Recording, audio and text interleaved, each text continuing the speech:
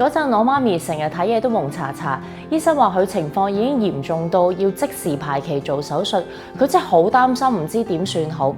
於是我就同佢講，不如你飲寧夏紅試下睇下幫唔幫到手啦。好開心，飲咗半年之後，媽咪再翻去覆診，醫生同佢講情況已經好轉咗，暫時唔需要再做手術，仲問佢呢半年裏邊做咗啲咩添。我真係好感恩寧夏紅可以幫到媽咪。我咧幼稚園高班嘅時候咧已經戴眼鏡㗎啦。以前咧就算戴咗眼鏡咧，離遠望嗰啲巴士號碼咧我都睇唔到，唔係好清楚嘅，要架巴士去到前邊先會見到。咁前幾年開始咧，仲發現隻眼咧有啲飄下嘅黑點出現喎。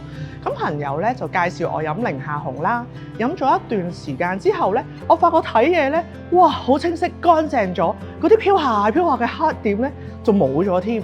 而家咧，連遠處嗰啲廣告細字咧，我都睇得好清楚。我真係覺得咧，好意外，好驚喜。我估唔到有呢個效果。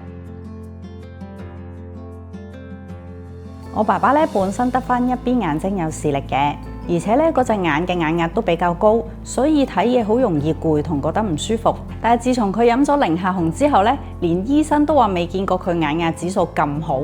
佢自己咧都覺得個視力咧好過之前啦，睇嘢又冇咁攰。咁佢自此咧就肯一直咁飲寧夏紅啦。